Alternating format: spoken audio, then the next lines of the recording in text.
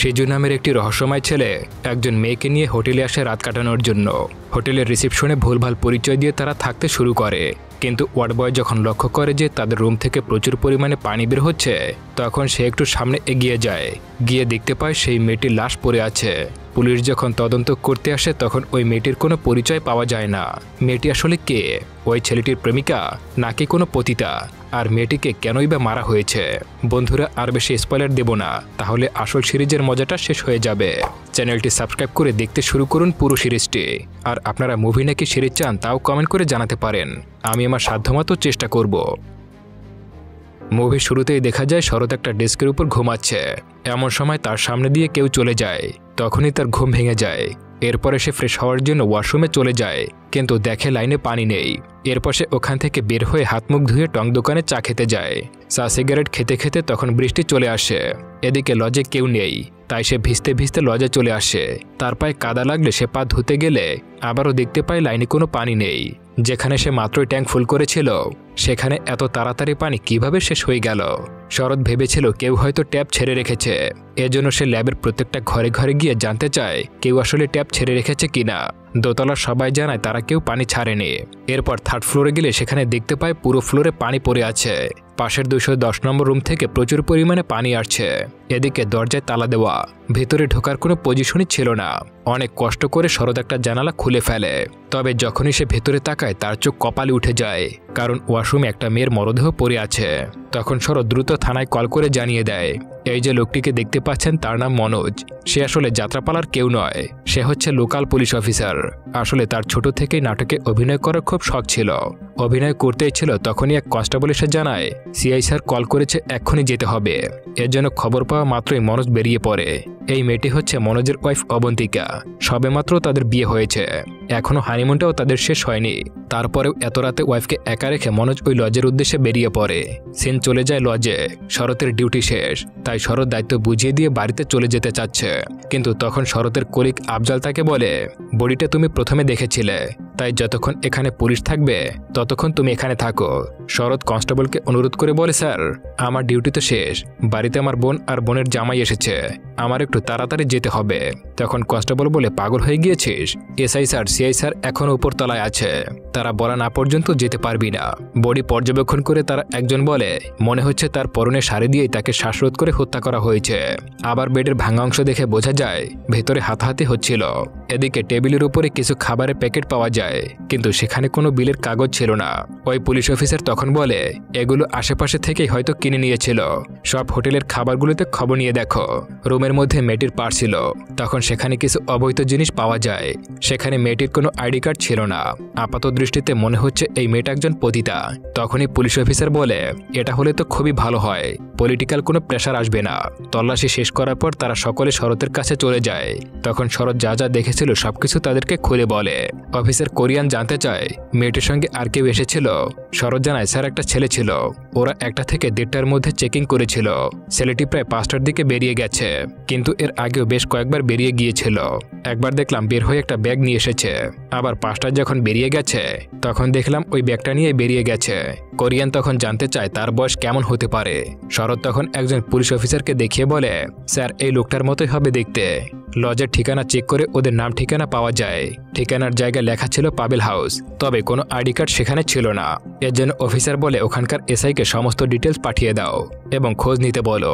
আমার মনে হয় না খুন করে বেশি দূর পালিয়ে গেছে। এদিকে রাত হয়ে গেছে, ফরেন্সিক টিমও সকালের আগে আর আসবে না, তাই কোরিয়ান নির্দেশ দেয় ফরেন্সিক টিম যতক্ষণে না আসে বডিটা এখানেই থাকবে। আর 2জন কনস্টেবলকে ডিউটিতে দিয়ে দাও। আর শরৎ যেহেতু ওই মেয়েটাকে প্রথমে দেখেছিল, তাই সিজুকে আইডেন্টিফাই করতে শরৎকে প্রয়োজন হবে। এজন্য শরৎকেও যেন এখানে রেখে দেয়। কোরিয়ানের কথা মতো মনোজ রুমটাকে সিল করে দেয়, আর ওখানে 2জন কনস্টেবলকে ডিউটিতে লাগিয়ে দেয়।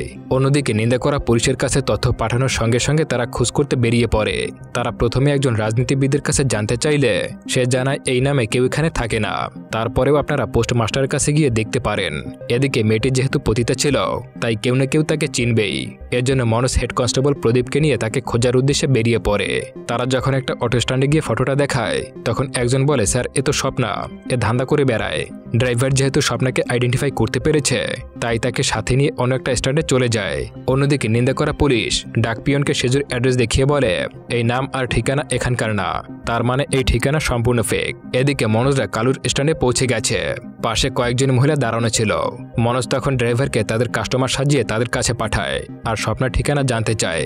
কিছুক্ষণ পর ড্রাইভার এসে বলে, স্যার ওরা বলল স্বপ্নাকে 2 দিন আগে দেখেছিল, আর স্বপ্না ওদের গ্রুপের কেউ না, ও লতিকার গ্রুপের। লতিকাকে জিজ্ঞাসা করলে হয়তো সঠিক তথ্য পাওয়া যাবে। মনোজ বলে ঠিক আছে, ওদের কাছ থেকে লতিকার ঠিকানা নিয়ে আসো। তখন ড্রাইভার বলে, স্যার দিদির ঠিকানা আমি জানি, আসলে সে মাঝে মাঝে আমার অটোতে করে যেত তো তাই আমি নামিয়ে দিয়েছিলাম, এছাড়া আর কিছুই না। এরপর তারা লতিকার খোঁজে বেরিয়ে পড়ে। এর মধ্যে নিন্দা করা পুলিশ ফোন করে জানিয়ে দেয় যে অ্যাড্রেসটি তারা দিয়েছে সেটা ফেক। এর জন্য মনোজ কোরিয়ানকেও বিষয়টা জানিয়ে দেয়। মনোজ বলে, স্যার লতিকা নামের একজনের খোঁজ পেয়েছি যার হয়ে সে কাজ করত। কোরিয়ান বলে ঠিক আছে, যদি মেয়ের পরিচিত কাউকে পাও তাহলে কাল এসে বডি ক্লিন করতে বলো। এর মধ্যেই তারা লতিকার বাড়িতে পৌঁছে যায়। লতিকা বাড়িতে নেই, তার মেয়ে জানায় সে কাজ করতে গেছে। তবে স্বপ্নার কথা জানতে চাইলে মেয়েটি বলে স্বপ্না আন্টি তো উপরে থাকে। এরপর উপরে গিয়ে স্বপ্নার তল্লাশি করা হয়, কিন্তু ঘরে কোনো আইডি কার্ড পাওয়া যায় না। মনোজ মেয়েটির কাছে জানতে চায় স্বপ্না এখন কোথায় আছে। মেয়েটি বলে আমি যখন প্রতিদিন স্কুল থেকে ফিরি তখন দেখা হয়, কিন্তু আজ দেখিনি। আইডির কথা জিজ্ঞাসা করলে মেয়েটি বলে আমি মাকে ফোন করে জেনে নিচ্ছি। সেন চলে যায় অন্য একটা লজে। লতিকার ফোন বাজছে আর লতিকাকে তার শাড়ি দিয়ে বেঁধে রাখা হয়েছে। লতিকা চিৎকার করে বলছে আমার মেয়ে কল করেছে, আমার হাতটা খুলে দাও। এই সেজু আমার ব্যথা হচ্ছে। তার মানে জানালার পাশে দাঁড়িয়ে যে লোকটা স্মোক করছে সেই লোকটাই হচ্ছে সেজু। তবে এখনও তার চেহারা আমরা দেখতে পারিনি। এখান থেকে সিন পরিবর্তন হয়ে চলে আসে পরবর্তী সকালে। আমরা এখানে শরৎকে দেখতে পাই। গত রাতে লজের ঘটনাগুলো মনে করে ঘুমাতে পারছিল না, বারবার আটকে উঠছে। অন্যদিকে আমরা সিটি হোটেলের মালিককে দেখতে পাই। ফোন বেজে যাচ্ছে কিন্তু লোকটি ফোন রিসিভ করতে সাহস পাচ্ছে না। জানা যায় এই হোটেলের ব্যবসায়ীকে সেজু ফোন করে বারবার থ্রেট দিচ্ছে, এর জন্য সে ভয় পাচ্ছে। অবশ্য তার কর্মচারী বলছিল যদি এতই ভয় পাও তাহলে পুলিশের কাছে গিয়ে কমপ্লেন করো, কিন্তু সে বলে ও অনেক ভয়ানক, ও পারে না এমন কিছুই নেই, এর জন্য কমপ্লেন করতেও সাহস পাচ্ছে না। এর পরবর্তী দিনে দেখা যায় ফরেন্সিক টিম মেয়েটির শরীর থেকে আলামত নিয়ে তাকে মর্গে পাঠানো হচ্ছে। বিনু এসে জানায় গতকাল আমি স্বপ্নাকে দেখেছিলাম। আমি যখন উপরে উঠছিলাম তখন আমি ওই মেয়েটাকে পানি খেতে দেখতে পেয়েছি, তবে ওর সাথে আমি অন্য কাউকে দেখিনি। মনোজ বলে দেখুন মরার আগে আপনি ওই মেয়েটাকে শেষবারের মতো দেখেছেন, একটু ভেবে চিনতে বলুন। মহিলা বলে ওঠে কেন, এই ছেলেও তো ওখানে ছিল। তবে লোকটিকে প্রশ্ন করলে সে বলে স্যার আমি ঝামেলায় জড়াতে চাইনি, এর জন্য সেদিন আমি কিছুই বলিনি। আসলে আমি আগে ওখানে কয়েকবার দেখেছিলাম। গতকাল আমি যখন স্মোক করতে বাইরে আসি ও আমার থেকে সিগারেট চেয়েছিল, এরপর আমি রুমে চলে আসি, তবে আমি অন্য কাউকে দেখিনি। ছেলেটি আরও জানায় সে এখানে থাকে না, মাসে মাত্র একবার আসে, আর যখনই আসে প্রতিবারই সে এখানেই ওঠে। এরপর মনোজ আর প্রদীপ বাইরে টং দোকানে চা খেতে যায়। এরপর দোকানদারের কাছে জানতে চায় তুমি কি কাউকে মেয়ে নিয়ে আসতে দেখেছ বা তোমার কাছে কেউ কি চা খেতে এসেছিল? দোকানদার বলে না স্যার, শরৎ আর আফজাল ছাড়া কেউ এখানে আসে না, আর মেয়ে নিয়ে আসা তো রোজকার ব্যাপার, কত লোকই তো এখানে আসে যায়, সবার কথা তো আর মনে থাকে না। তবে বাইরের কেউ না আনলেও শরৎ নিজেই মাঝে মাঝে মেয়ে নিয়ে আসে। লজের মালিক দুবাই থাকে, শরৎ ওর মনমতো ইচ্ছা যা খুশি তাই করে বেড়ায়। দোকানদারের কথা শুনে প্রদীপ মনোজকে বলে স্যার ওর কথায় আমার শরৎকে সন্দেহ হচ্ছে। শরৎ ছাড়া সিজু নামের লোকটিকে কেউ দেখেনি। আমার মনে হয় শরতের স্বপ্নকে খুন করে ফেক ঠিকানা লিখে রেখেছে। তাদের এইসব কথা বলার সময় শরৎ সেখানে এসে পড়ে। তাদের সেখানে দেখে শরৎ কেমন যেন ঘাবড়ে যায়, তার চোখে মুখে অদ্ভুত এক ধরনের ভয়ের ছাপ প্রকাশ পায়। তারা শরৎকে থানায় নিয়ে আসে জিজ্ঞাসাবাদের জন্য। আর এসব যাচাই করতে মনোজ বলে ওঠে আপনার ঠিকানাটা তো নেওয়া হয়নি, আপনার ঠিকানাটা বলুন। তখন শরৎ তার ঠিকানাটা একটা কাগজে লিখে দেয়, তবে দেখা যায় খাতায় রেজিস্টার করা লেখার সঙ্গে এই লেখার কোনো মিল নেই। এটা দেখে মনোজকে ইশারা করে সে শরৎকে বলে দেখো শরৎ, একমাত্র সেই সেজুকে তুমি দেখেছিলে, তাই আবারও যদি দেখো তাহলে কি চিনতে পারবে? উত্তরে শরৎ বলে হ্যাঁ স্যার, অবশ্যই পারবো, কারণ ও ছিল খুবই চিকন আর চোখটাও টেরা, সেজন্যই ওকে এত সহজে ভুলিনি। মনোজ এই কথা শুনে শরৎকে বলে গতকাল যা যা হয়েছিল আমায় আরেকবার সব খুলে বলো। সে বলে ওই দুজন গতকাল 1টা থেকে 1:30টার দিকে আমার এখানে এসেছিল।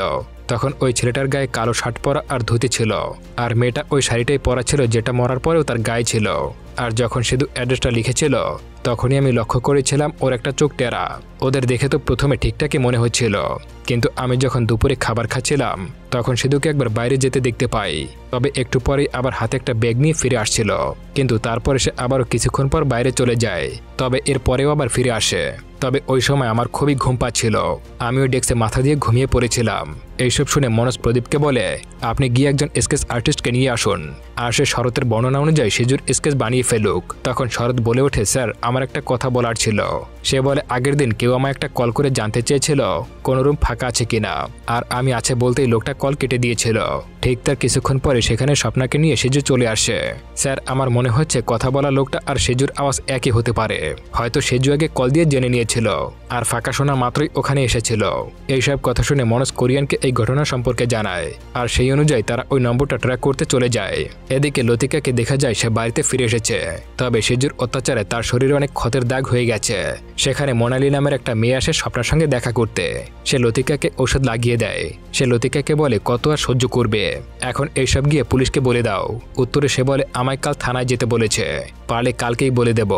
জানি না এই লোক এমন কত মেয়েকে স্বীকার করেছে, আর স্বপ্নার সঙ্গেও বা কি করেছে তাও জানি না, কারণ এখনো লতিকা জানে না স্বপ্না মারা গেছে। অন্যদিকে মনোজ যায় সেই কল রেকর্ড বের করার জন্য। তবে যেহেতু স্বপ্না একজন প্রস্টিটিউট, সে কোনো বড় লোকের মেয়ে নয়, সেই কারণে সেই কল রেকর্ড বের করতে অনেক সময় লেগে যায়। এদিকে থানায় শরতের দেওয়া বর্ণনা অনুযায়ী স্কেচ বানানোর কাজ চলছে। এর মধ্যে মনোজরা ওই নম্বরের ডিটেলস আর লোকেশন পেয়ে যায়, আর তাড়াতাড়ি তারা সেখানে চলে যায়। তবে সেখানে গিয়ে দেখতে পায় এটা তো একটা পাবলিক টেলিফোন। এরপর তারা স্বপ্নার ছবিটা দোকানদারকে দেখায়। তবে দোকানদার বলে, এখানে তো রোজ অনেকেই আসে, আমার মনে নেই স্যার। তখন মনোজ জিজ্ঞাসা করে, আচ্ছা এক চোখ টেরা আর পরনে কালো শার্ট আর ধুতি ছিল, এমন কাউকে কি মনে পড়ছে? ওরা ঠিক দুপুর 12টা থেকে 1টার মধ্যে এখানে কল করেছিল, তবে এতেও দোকানদার কোনো ইনফরমেশন তাদের দিতে পারে না। তখন মনোজ বলে, স্বপ্নার এই ছবিটা তোমার আশেপাশের দোকানদারকে দেখিয়ে জিজ্ঞাসা করো। এরপর মনোজ একটা সিগারেট ধরিয়ে চারপাশে তাকাচ্ছিল আর সামনের দিকে যাচ্ছিল। হঠাৎ সামনের পিলারে লাগানো একটা ট্রাফিক সিসিটিভি ক্যামেরা মনোজের চোখে পড়ে। সে তখন তাড়াতাড়ি কল করে জানতে চায় এই সিসিটিভি ঠিক আছে কিনা। অফিসার জানায়, হ্যাঁ ঠিক আছে। এরপরে মনোজ সেই দোকানদারের কাছে আসে আর জিজ্ঞাসা করে, দেখো তো এখান থেকে আমায় দেখা যাচ্ছে কিনা। সেখান থেকে মনোজ বলে, স্যার একদম ক্লিয়ার দেখা যাচ্ছে। এটা শুনে মনোজ তাকে বলে, তাহলে গতকালকের 12টা থেকে 1:30টার ফুটেজ বের করে রাখো। যাওয়ার পথে এসব আপডেটগুলো মনোজ তার টিমকে ফোন করে জানিয়ে দেয়, আর তার কথা শুনে কোরিয়ানও কন্ট্রোল রুমে চলে আসে। তারপর তারা ফুটেজগুলো চেক করে আর দেখে শরতের কথা মতোই একজন লোক ওই পোশাক পরে স্বপ্নার সঙ্গে যাচ্ছে, আর তারা ওই দোকানে গিয়ে কল করে। তবে ফিরে আসার সময় ক্যামেরাটা ঘুরে যায়, সেজন্য তাদের ফেস ঠিকঠাক মতো দেখা যায় না, কারণ ওই ক্যামেরাটা একটা রোটেট ক্যামেরা। এদিকে শরতের বর্ণনা অনুযায়ী স্কেচ বানানো সম্পূর্ণ হয়ে যায়, তবে কিছু ভুলের কারণে স্কেচটা ঠিকমতো হয় না। আর এটা দেখে শরৎ বলে, এটা সেজুর মুখ না। অন্যদিকে ক্যামেরা আবারও রোটেট হলে দেখা যায় এতক্ষণে ওরা সেখান থেকে চলে গেছে, আর এবারও তারা সেজুকে দেখতে পেল না। পরদিন সকালে সুনীলের বউকে দেখা যায় সে প্রেগনেন্ট, কিন্তু এই কেসে সুনীল সবসময় ব্যস্ত থাকার কারণে তার স্ত্রীকে সময় দিতে পারছে না। তাই কখন পেইন ওঠে এটা ভেবে সে একদিন আগেই তার স্ত্রীকে শাশুড়ির সঙ্গে হাসপাতালে পাঠিয়ে দেয়। স্বপ্না মারা গেছে 3 দিন হয়ে গেলেও এখনো পুলিশ সেজুর চেহারাই দেখতে পারল না। তাছাড়া স্বপ্নাকে খুন করার কারণটাও খোঁজ পায়নি। তবে তারা এটাও বুঝে গিয়েছিল সেজু বদলা নেওয়ার জন্য খুনটা করেনি, সেটা হলে একসঙ্গে রুম নিত না। কোরিয়ান মনোজকে বলে, যেসব লোক এইসব সেক্সুয়াল গিল্টের টাচে থাকে তারাই বেশিরভাগ এমন রুম ভাড়া নেয়। সেজু এসব করতে পারে, তাই শহরের সব কম দামি হোটেলগুলোতে খুঁজে দেখো, কিছু না কিছু অবশ্যই পাওয়া যেতে পারে। এরপর সেখানে লতিকা চলে আসে আর সে বলে, স্বপ্না বেশ কিছু বছর ধরে আমার সঙ্গে কাজ করে। ও কোথা থেকে এসেছে তা আমি জিজ্ঞাসা করিনি, আর কেনই বা এই পথে ঢুকেছে তাও আমি জিজ্ঞাসা করিনি। ওকে এই 3 দিন ধরে কোথাও দেখতে পাচ্ছি না। তবে কথা বলার সময় লতিকা তার গলার আঘাতগুলো বারবার লুকানোর চেষ্টা করে। মনোজ এই বিষয়ে লক্ষ্য করে আর জিজ্ঞাসা করে, কেউ কি তোমায় মেরেছে? আমায় নির্ভয়ে বলতে পারো। তখন লতিকা বলে, গতকাল একজন এসেছিল যে আমার সঙ্গে অদ্ভুত সব আচরণ করছিল।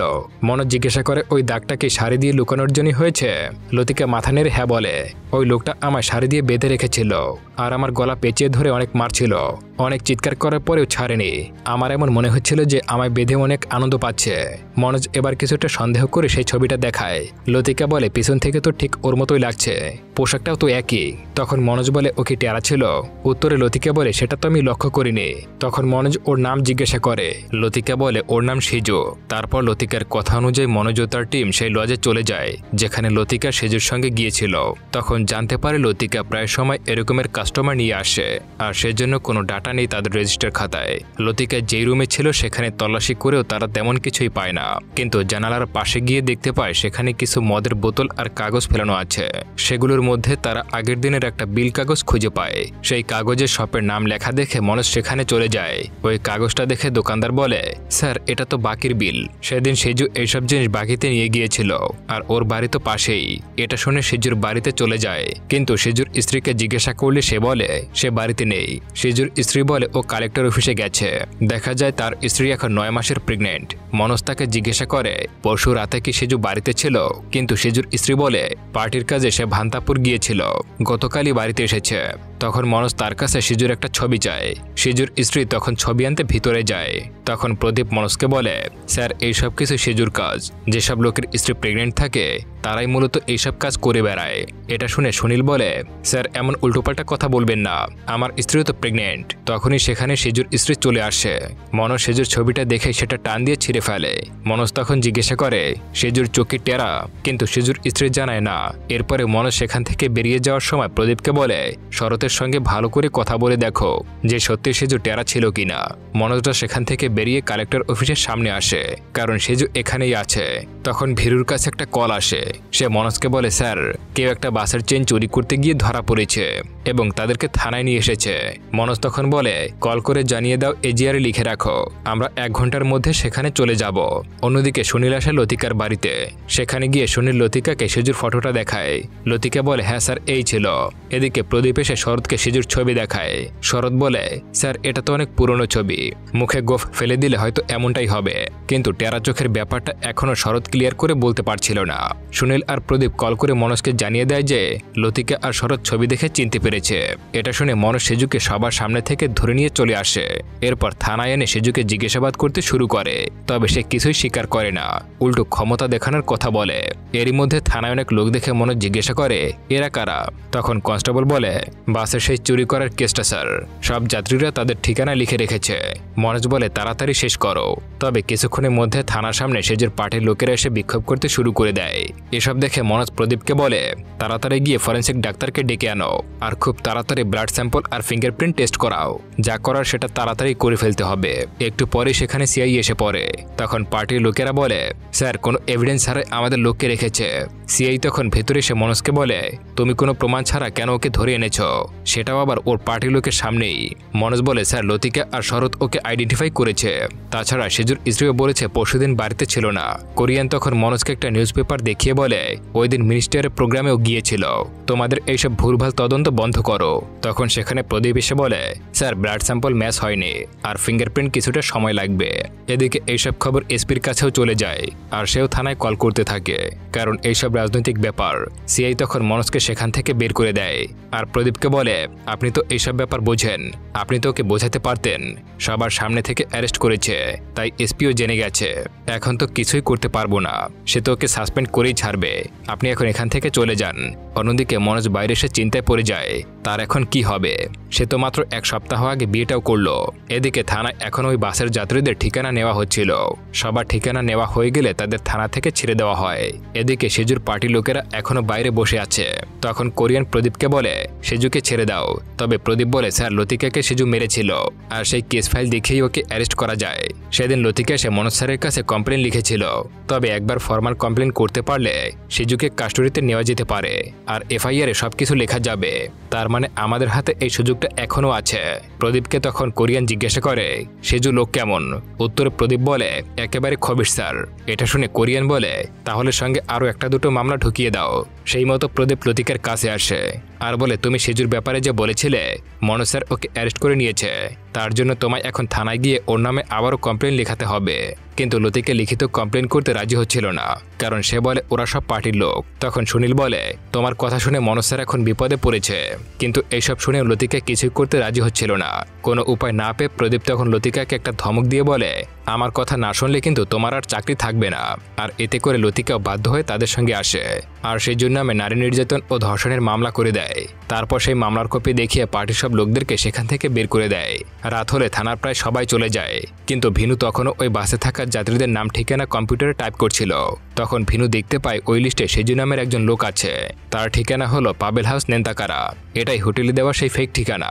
তার মানে হলো তারা যে সেজুকে ধরেছে সে আসলে খুনি নয়, আসল খুনি তো ওই বাসের যাত্রীদের মধ্যে থাকা সেজু। তারপরের দিন সেজুকে দেখা যায় কোনো একটা লজে গোসল করছে। এরপর রেডি হয়ে সেখান থেকে বেরিয়ে যায়।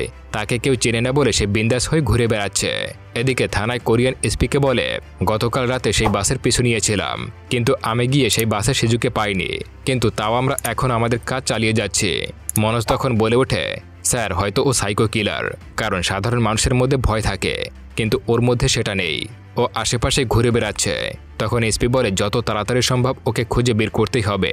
এদিকে ওই হোটেলের মালিককে আবারও দেখা যায় সে সেজুর ভয় একেবারে অতিষ্ঠ হয়ে গেছে। সেজন্য সে সেজুর ওই নম্বরটা নিয়ে কমপ্লেন লেখাতে যাওয়ার কথা ভাবে। এদিকে মনোজরা একটা লজে গেলে সেখানেও সেজুর নাম এবং ওই ফেক ঠিকানাটা খুঁজে পায়। আর সে যে সব জায়গায় নাম এবং ঠিকানায় একই ব্যবহার করে বেড়ায়। সেই লজের ম্যানেজার তাদেরকে বলে ও অনেকবারই এখানে এসেছে, ওর যখন প্রয়োজন হয় তখন আসে, আর প্রয়োজন শেষ হলেই এখান থেকে চলে যায়। কোরিয়ান তখন তাদেরকে বলে, এমন যত লজ আছে সবগুলোতে গিয়ে চেক করে দেখো। সেই মতো তারা খোঁজ করতে শুরু করে আর দেখতে পায় সব লজে সেজু কোনো না কোনো সময় গেছে, আর সেই সব রেজিস্টারেও একই অ্যাড্রেস ব্যবহার করছে। অন্যদিকে ভিনু আর সোনেল জল কিনতে সেই সিটি হোটেলে আসে। পুলিশ দেখে সেই হোটেলের মালিক সেজুর নম্বরটা তাদেরকে দিয়ে বলে, স্যার আমি কমপ্লেন করতে চাচ্ছি। সে কাগজে সব ডিটেলস লিখে দেয়, কিন্তু সুনীল তার লেখা না দেখেই বলে, দেখুন আমরা তো অন্য এলাকার পুলিশ, তাই আপনি এই এলাকার পুলিশকে কমপ্লেন দিয়েন। এদিকে মনোজরা খুঁজতে খুঁজতে সেজুর একটা ফোন নম্বর পেয়ে যায়। প্রথমে তো ভাবে হয়তো এটা কোনো একটা ফেক নম্বর, কিন্তু তাও তারা যেহেতু একটা নম্বর পেয়েছে সেটার সিবিআই বের করার চিন্তাভাবনা করে। আর মনোজরা সেই জায়গায় এসেছে যেখানে তার শ্বশুর বাড়ি, তাই ফেরার পথে মনোজ তার শ্বশুরের সঙ্গে দেখা করে। এত কাজ থাকার জন্য মনোজ এখানে আসার সুযোগই পাচ্ছিল না। সে চাইলেও এই কেসের কারণে ছুটি নিতেও পারছিল না। মনোজের শ্বশুরেরও এক চোখ টেরা ছিল, তাই মনোজ তার শ্বশুরকে বলে, বাবা আপনার এই চোখ টেরার কারণে কি দৈনন্দিন জীবনে কোনো প্রভাব পড়ে? উত্তরে সে বলে, দেখতে তেমন কোনো অসুবিধা হয় না, কিন্তু স্টুডেন্ট লাইফে এটা নিয়ে সবাই মজা করতো, কিন্তু আমার ফ্যামিলি আর আত্মীয় স্বজনের সাপোর্টে সব ঠিক হয়ে যায়। তবে সবাই আমার মতো ভাবে না, অনেকেই এই মজাগুলোকে সিরিয়াসভাবে নিয়ে নেয় আর এতে অনেক বেশি রেগে যায়, কিন্তু আমি এটাকে আশীর্বাদ মনে করি, আর এটাই আমার আইডেন্টিটি। আর এই সমস্যার জন্যই যে একবার আমায় দেখে সে আমায় কখনো ভুলতে পারে না। তার শ্বশুরের এমন কথা শুনে আবার মনোজ শরতের কথা মনে পড়ে যায়, কারণ শরত বলেছিল সেজুর একটা চোখ টেরা, তাই ওকে আমি কখনো ভুলতে পারবো না। এরপর মনোজ সেখান থেকে বেরিয়ে ওই নম্বরের সিবিআই বের করে আর জানতে পারে ওই নম্বরটা এখন ইনঅ্যাক্টিভ আছে। আর পাশাপাশি এই একই নম্বরে যারা কল করেছিল সেগুলো ইনঅ্যাক্টিভ দেখাচ্ছে, তবে এখনও 2টা নম্বর অ্যাক্টিভ আছে। আর সেই নম্বর থেকেই ওই নম্বরে সবথেকে বেশি কল এসেছে। সেখানকার একটা নম্বর আছে একজন ডান্সারের, তার নাম হলো দেবশ্রী। মনোজ সেই ঠিকানায় চলে আসে আর দেবশ্রীর সঙ্গে কথা বলে।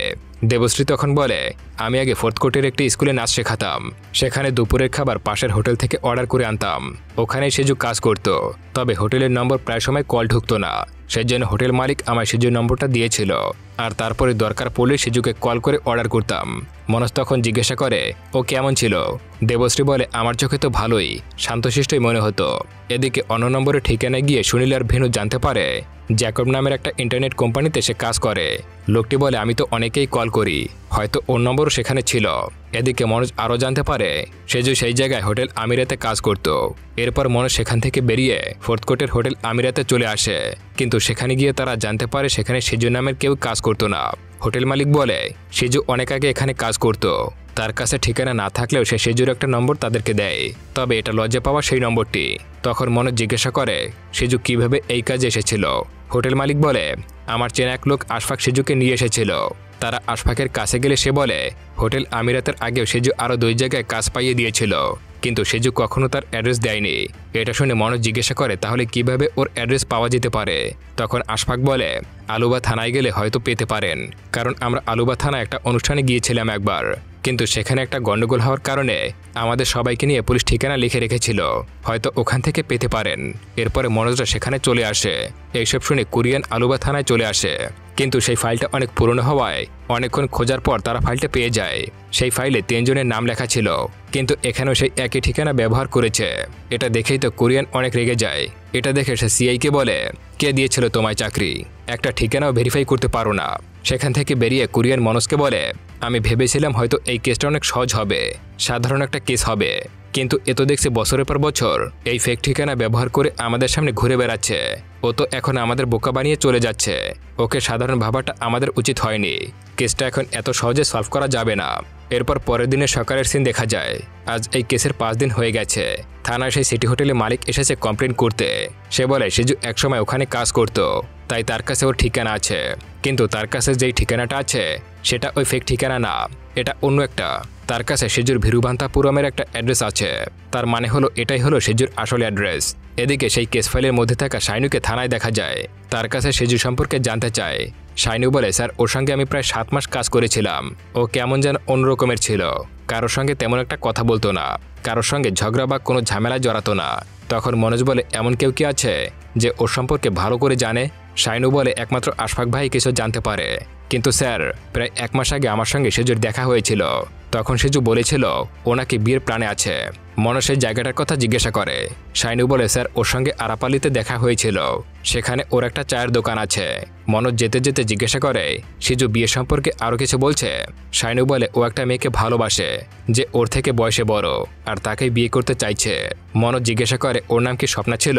তবে শাইনু বলে, একটা খ্রিস্টান নাম ছিল হয়তো। এরপর তারা একটা দোকানে গেলে জানতে পারে প্রায় 1 মাস ধরে এই দোকানটা বন্ধ পড়ে আছে, কিন্তু এটাই ভাড়া নিয়েছিল সিজু। দোকানের মালিকের সঙ্গে দেখা করলে সে বলে, এটা আমি সিজুকে দিয়েছিলাম ভাড়ায়। আমি যখন 4th কোর্টে ছিলাম তখন ও একটা হোটেলে কাজ করত, আর সেই থেকেই ওকে আমি চিনি। অ্যাড্রেসের কথা জিজ্ঞাসা করলে সে বলে, অনেক দিনের পরিচিত বলে আমি আর ও ঠিকানা চাইনি। তবে লোকটি বলে, আমি শুনেছিলাম ও এর্নাকুলামে একটা হোটেলে চাকরি নিয়েছিল, সেখানে গেলে হয়তো কিছু জানতে পারেন।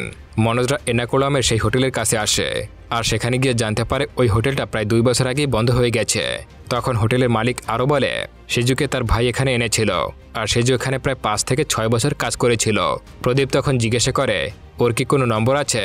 তখন লোকটি বলে, ওর তো কোনো নম্বর নেই, কিন্তু আমি শুনেছিলাম ওর বাড়ি ভিরুভান্তাপুরমে। আর তখন হোটেল বন্ধ হয়ে যাওয়ায় সব জিনিস তখন স্টোরুমে রেখে দিয়েছিলাম, হয়তো সেখানে কিছু থাকলেও থাকতে পারে।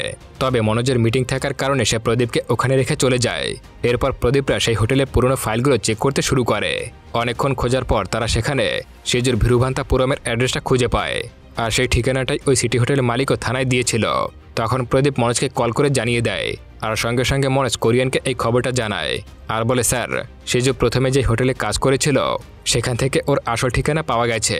এটা শুনে কোরিয়ান বলে ওঠে, এর মানে ও সেখানেই আছে। তুমি তাড়াতাড়ি তোমার টিম নিয়ে সেখানে চলে যাও, আমি কল করে সেখানকার সিবিআইকে সব বলে দিচ্ছি। এদিকে ভিরুভান্তাপুরমে একজন লোককে দেখা যায় যে কিনা বাজার থেকে মুরগি কিনে জঙ্গলের মধ্য দিয়ে একটা বাড়িতে যাচ্ছে। মনোজরাও সেখানে যাওয়ার জন্য রওনা হয়, কিন্তু সেখানে যেতে যেতে রাত হয়ে যায়। ওখানে যেতে না যেতে ওখানকার লোকাল পুলিশ তাদের সঙ্গে জয়েন করে। তারপর তারা সবাই মিলে ওই জঙ্গলের মধ্যে যায়। তারা সবাই দূরে দাঁড়িয়ে থেকে ভিনুকে দেখতে পাঠায়। ভিনু আস্তে আস্তে ঘরের পাশে গিয়ে দেখতে পায় ভেতরে 2 জন খাবার খাচ্ছে। তার আওয়াজ পেয়ে তারা বাইরের লাইট জ্বালিয়ে দেয়, আর ভিনু তাড়াতাড়ি এসে মনোজদেরকে সব বলে, ভেতরে 2 জন লোক খাবার খাচ্ছে। একজন বয়স্ক লোক, হয়তো সেটাই সিজুর ভাই, আর একটা ছোট ছেলে আছে, ওটা হয়তো সিজুর ভাগ্নে। এরপর টিমের সবাই পজিশন নিয়ে সেখানে যায়, আর দরজায় নক করতে থাকে। তখন একজন লোক দরজা খুলে দেয়। মনোজ তাকে সিজুর কথা জিজ্ঞাসা করে। লোকটি বলে, সিজু তো আমার ছোট ভাই। আর ভেতরের ছেলেটার কথা জিজ্ঞাসা করতে বলে, ও আমার শালা। সিজুর ভাই জিজ্ঞাসা করে, কি হয়েছে স্যার? তখন মনোজ তাকে জিজ্ঞাসা করে, সিজু শেষ কবে বাড়িতে এসেছিল? সে বলে, 5 থেকে 6 বছর আগে। আমাদের বাবা যখন মারা যায় তখনই শেষ এসেছিল, কিন্তু ঘরেও ঢোকেনি। তখন মনোজ জিজ্ঞাসা করে, সিজু বাড়ি থেকে কেন চলে গিয়েছিল? লোকটি বলে, ও ছোট থেকেই অনেক ঝামেলা করত, আর বড় হতে শুরু করলে মেয়েদের বিষয়ে অনেক ঝামেলা করত, আর বাবার কাছে খুব কমপ্লেন আসতো। বাবা তার জন্য অনেক মারধরও করত, কিন্তু তাও সে শুধরায়নি বলে বাবা তাকে বাড়ি থেকে বের করে দিয়েছিল। আর তখন আমি ওকে এর্নাকুলামের একটা হোটেলের কাজে ঢুকিয়ে দেই, কিন্তু তাও ওর কোনো পরিবর্তন হয়নি। এরপর একদিনও বাবাকে কল করলে বাবা বলেছিল ওর জন্য যেন কোনোদিন এই বাড়িতে কমপ্লেন না আসে।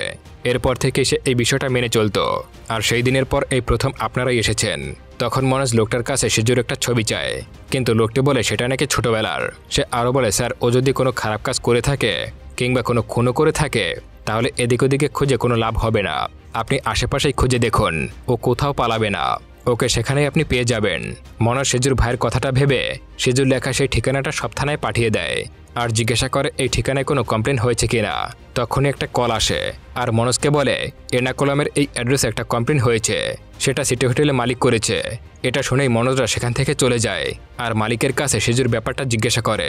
তখন সেই মালিক তাদেরকে বলে সেজু চেংচিলি নামের একজন 40 বছর বয়সী মেয়ের সঙ্গে অবৈধ সম্পর্কে ছিল আর ওদের দুজনকে আমি হাতে নাতে আপত্তিকর অবস্থায় ধরে ফেলেছিলাম, আর সেই থেকেই ও আমার সঙ্গে ঝামেলা শুরু করে দেয় আর আমার সঙ্গে পাল্লা দিয়ে পাশে একটা হোটেলে খুলেছিল। ও প্রায় এসে আমায় হুমকি দিত, কিন্তু বেশি দিন সে ব্যবসা করতে পারেনি আর তারপর থেকে আমায় প্রায় সময় ফোন দিয়ে হুমকি দিয়ে আসছে। মনোজ তখন সেই মহিলার কথা জিজ্ঞাসা করে, কিন্তু হোটেল মালিক তার সম্পর্কে তেমন কিছুই জানতো না। এরপর ম্যানেজারের সাইনুর কথা মাথায় আসে। সে সাইনুকে কল করে জিজ্ঞাসা করে সেজু কি চিংচিলির কথা বলেছিল। এটা শুনে সাইনু বলে হ্যাঁ স্যার, আর এটা থেকে তারা শিওর হয়ে যায় সেজু চিংচিলিকে ভালোবাসে আর ওই মহিলাকে খুঁজে বের করতে পারলে সেজুকেও পাওয়া যাবে। এরপর মনোজ ভাবতে শুরু করে যে কিভাবে চিংচিলির খবর পাবে, আর চিন্তাভাবনা করতে করতে তার মাথায় সে বাসের চেন চুরির কথা মনে পড়ে যায়, কারণ সেদিন যেহেতু সেজু ওই বাসে ছিল হতে পারে সেখানে চিংচিলিও তার সঙ্গেই ছিল। আর এটা ভেবে মনোজ থানায় কল করে আর খোঁজ করে জানতে বলে ওই লিস্টে চিংচিলি নামের কেউ ছিল কিনা। আর চেক করার পর লেডি কনস্টেবল মনোজকে বলে হ্যাঁ স্যার, চিংচিলি নামের একজন মহিলা আছে। আর সঙ্গে সঙ্গে মনোজরা সেই ঠিকানার উদ্দেশ্যে রওনা হয়। এরপর তারা ঠিকানা অনুযায়ী ফোর্থ কোর্টে চলে আসে। সেখানে গেলে সুনীল বলে স্যার, এই জায়গায় তো আমরা আগেও এসেছিলাম, আর সে যুগে যে অনেকবার কল করতো তার নম্বরটাও এই জায়গায় ছিল। সেই লোকটার নাম জ্যাকব আর লোকটার স্ত্রীও আছে, তার মানে ওই মহিলাই চিংচিলি জ্যাকব। আর সেই সেজুকে কল করতো। জ্যাকবের বাড়িতে আসলে তারা জানতে পারে তার স্ত্রীর নাম চিংচিলি জ্যাকব।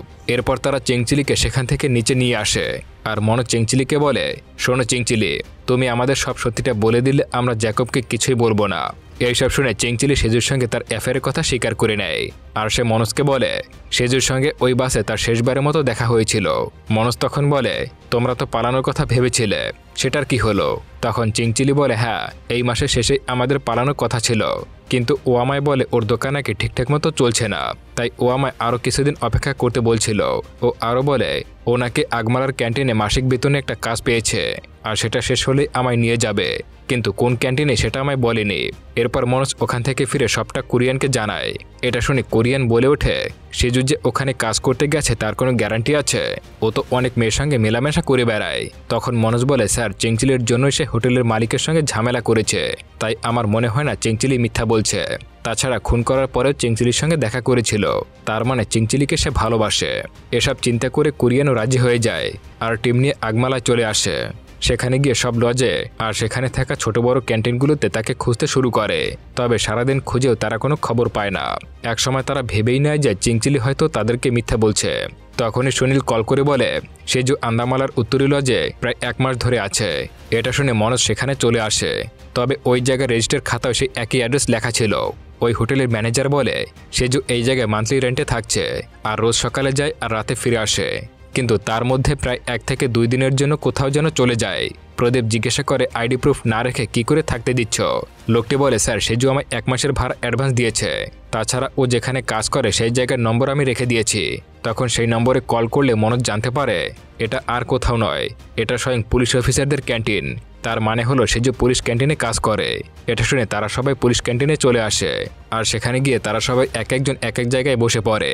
একটু পরেই তারা সেখানে সেজুকে আসতে দেখতে পায়, যাকে তারা এতদিন ধরে সব জায়গায় খুঁজে বেড়াচ্ছিল। তাকে সঙ্গে সঙ্গে অ্যারেস্ট করে সেই লজে নিয়ে আসে। যেই রুমে সেজু এসেছিল সেখানে তাকে নিয়ে যাওয়া হয় আর এখানেই সেই দিনের আসল রহস্য জানা যায়। সেদিন স্বপ্নাকে ওই জায়গায় আনার পর স্বপ্না সেজুর কাছে বিয়ার খেতে চায়। সেজু তখন বাইরে গিয়ে বিয়ার আনতে যায়। মদ খাওয়ার পর স্বপ্না তাকে বলে অনেক খিদা লেগেছে, যাও আমার জন্য 1 প্যাকেট বিরিয়ানি নিয়ে এসো। যদিও সেজু একটু বিরক্ত হয়, তাও সে বাইরে গিয়ে বিরিয়ানি নিয়ে আসে। তখন আবারও স্বপ্না বলতে থাকে সিগারেট খাওয়ার জন্য একটা লাইটার নিয়ে এসো। এবার সেজু সোজা বলে দেয় যে আমি আর কিচ্ছু করতে পারবো না, এখন আমায় ডিউটিতে ফিরে যেতে হবে। তখন স্বপ্না হাসে আর জিজ্ঞাসা করে বিয়ে করেছিস? উত্তরে সেজু বলে না, খুব শীঘ্রই করব। স্বপ্না তখন জিজ্ঞাসা করে নাম কি, বয়স কেমন? তখন সেজু জানায় ওর নাম চিংচিলি আর ওর বয়স তোর থেকে অনেক বড়। এটা শুনে স্বপ্না বলে আরে তার মানে তো ও বিবাহিতা, তাহলে তো স্বামী সন্তানও আছে। এইসব বলে স্বপ্না জোরে জোরে হাসতে শুরু করে। তখন সেজু রেগে জিজ্ঞাসা করে, হাসছিস কেন? স্বপ্না বলে, তাহলে ওর আর আমার মধ্যে পার্থক্য কোথায়? এইসব কথায় সেজুর অনেক খারাপ লাগে। তাও স্বপ্না জোরে জোরে হেসেই যাচ্ছিল। আর এতে সেজু প্রচণ্ড রেগে যায়। আর হঠাৎই স্বপ্নার শাড়ি তার গলায় পেঁচিয়ে ওখানেই শ্বাসরোধ করে মেরে ফেলে। তবে এই পুরো ঘটনাটাই সে রাগের বশে ভুলবশত করে ফেলেছিল। তবে এরপর সেজু প্রচণ্ড ভয় পেয়ে যায়। আর সে তাড়াতাড়ি স্বপ্নার বডিটা টেনে ওয়াশরুমে নিয়ে যায়। আর জলের ট্যাপটা ছাড়তে গেলে সেটা ভেঙে যায়। কিন্তু তখনও সেজু ভাবতে থাকে স্বপ্না হয়তো বেঁচে আছে আর সে অজ্ঞান হয়ে গেছে। তাই সে স্বপ্নাকে ওখানে ফেলে রেখে হোটেল থেকে পালিয়ে যায়। আসলে তার গার্লফ্রেন্ডকে নিয়ে এমন কথা বলায় সেজু অনেকটা রেগে যায়। আর সেই কারণে রাগের মাথায় ওই ঘটনাটা ঘটিয়ে ফেলে। আর এটাই ছিল এই খুনের আসল রহস্য। এরপরে স্বপ্নার খুনের দায় সেজুকে অ্যারেস্ট করা হয়। এরপর 6 দিনের মধ্যে খুনিকে অ্যারেস্ট করতে পারায় পুলিশ টিমের 6 জনকেই তাদের এই কাজের জন্য সম্মানিত করা হয়। আর এখানেই এই সিরিজটি শেষ হয়ে যায়। তবে বন্ধুরা, কিছু প্রশ্ন থেকেই যায়, কেন সেজু ওই ফেক অ্যাড্রেসটা সবসময় ব্যবহার করত? তার উত্তর হলো, সেজুর বাবা তাকে বলেছিল যে কখনো যেন কেউ তার বাড়িতে কোনো কমপ্লেন নিয়ে না আসে। সেই কারণেই সেজু এই কাল্পনিক অ্যাড্রেস সবসময় ব্যবহার করত। আর একটা হলো, সেই পার্টিতে থাকা সেজুর কি হয়েছে। আসলে পার্টিতে থাকা সেজু লতিকাকে এমন নির্যাতন করছিল, সেজন্য লতিকার কমপ্লেন করার পরই তাকে পুলিশ কাস্টডিতে নিয়ে নেয়। আর সবশেষে আর একটা প্রশ্ন থাকতে পারে, কেন সেজু এতগুলো জায়গায় কাজ বদল করে বেড়াতো? তার উত্তরটা খুবই সহজ। এই সেজুর মতো খারাপ ছেলেদের একটা স্বাভাবিক স্বভাবের মধ্যে পড়ে, যারা কিনা এক জায়গায় বেশি দিন টিকে থাকতে পারে না।